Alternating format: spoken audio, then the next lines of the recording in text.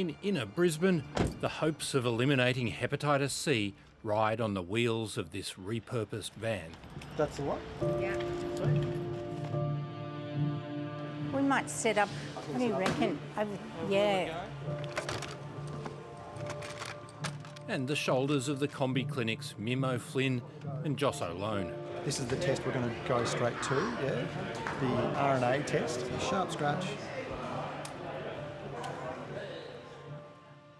We're testing Sasha's blood for RNA, so we're looking for Hep C viral load circulating in her blood.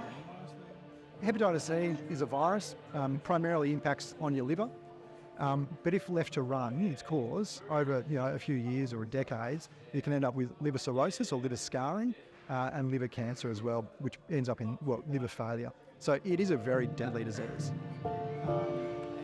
The Combi Clinic team is here at a Brisbane drop-in centre to find and treat a virus that's often transmitted through shared needles.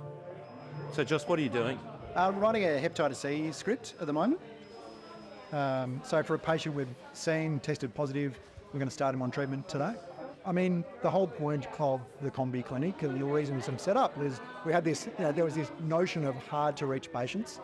And we sort of flipped that on the head and went, well, it's not the patients that's hard to reach. It's often the clinics, it's the doctors that are hard to reach, yeah? And so we need to take treatment to where patients are going to go. And we can cure it. One pill once a day for 12 weeks. After a major medical breakthrough, a cure for hepatitis C became universally available in 2016 and prompted Australia to set a target of eliminating the virus as a public health threat by 2030. We will be able to eliminate hepatitis C from our country over the next 10 to 15 years if these drugs are used well and wisely. But there's a problem. We've done really well so far, made enormous progress, with over 100,000 Australians being cured of hepatitis C. But we're at a critical juncture where if treatment uptake doesn't increase, we're going to struggle to reach our elimination targets. After the initial surge, the number of people taking up treatment has dramatically slowed, even though around 70,000 people with chronic hepatitis C have not been treated at all.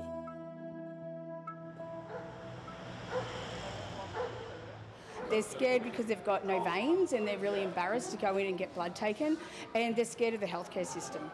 So why are you getting tested today? Because I'm a drug addict and I've had Hep C in the past. The only reason I really decided to get rid of it was just because of the way society judges us.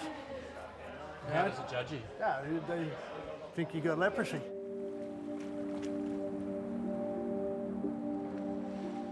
Dennis Maybe knows only too well the impact of untreated hepatitis C. A couple of times they called my wife, Benita, and told her that I may not make it through, and she was very concerned, of course, and quite upset. He contracted the virus while injecting drugs sometime before the year 2000, and long after he got clean, over the years, it steadily attacked his liver. In about 2018, 2019, I started to become very unwell. I started to feel fatigued, very tired, and eventually they recommended, because I was in such an advanced state, that I might be considered for a liver transplant. I remember going down to theatre in early March. I remember waking up in late May. So it was quite a long time that I was in ICU and in an induced coma. Hepatitis C is also a major issue in indigenous communities. Critically, we see this within the Aboriginal community, where we're seeing, compared to other Australians, a huge number not yet treated. So with the 70,000 or so left treated, it's estimated that we've still got 20,000 Aboriginal and Torres Strait Islander people to be treated. And again, that's to do with structures, stigma, discrimination, and really the complexity around hepatitis C. I had no understanding. I thought that, Hep C was HIV and didn't know nothing about it. This is where our treatment room is. So what I'll do is... At a clinic in inner Perth, Donna Garcia draws on her own experience to help other Indigenous people get tested for Hep C. Her own sister had the virus when she died. I threw everything of hers in the bin because I didn't know nothing about it and I thought it was HIV. So I threw everything, literally everything in the bin. Donna pierces through people's embarrassment at admitting they injected drugs by talking about the other ways you can contract the virus. If I go and talk with young fellas, I won't talk about injecting drugs. I'll talk about backyard tattoos, which is, as you can see, I'm covered in them. She'll explain the health impacts and the ease of cure. If you tell them, look, yeah, you might have Hep C, but you mightn't affect you for 20 years. But if you drink alcohol, you inject drugs, you eat fatty food, you're halving your time. So it's best to get on top of it now. And, you know, there is a cure that's a tablet a day. The shame is not getting tested, not getting on treatment. That's the shame. It's not the shame about having Hep C. The shame is not going to do something about it. To find and treat Hep C, the Combi Clinic also goes into prisons. Some prisons have been back to 3 times, and we can see a marked drop in that Hep C positive rate over the past 18 months. One big reason why hepatitis C is not being eliminated in Australia is the virus is rampant in jails, including among people who've previously cleared it. Treating a prison just last month, and the amount of reinfections that I'm seeing is just staggering. So around 60 to 70% of the people that I treat are reinfections. 4, 5, 6 times, 8 times I'm treating for the hepatitis C. Because there's no alternative but using dirty needles. Correct, yeah.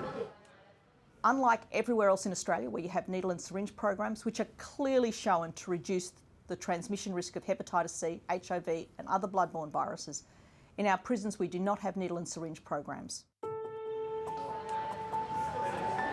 Some boys tell me 60, 65 men use one bit of gear or a fit every day. We know that drugs are in prison, we know that injecting occurs in prison, so why not provide appropriate harm reduction and care for people? After coming so close to death, Dennis Maybe is enjoying a retirement free of hepatitis C. He has a strong message for others who may have the virus. Get tested because you can find out early enough before it starts to do any damage. It took some 20 years for it to show for me, but then it was starting to be too late to almost do anything about it. The treatment is so much easier nowadays and it's a lot more effective.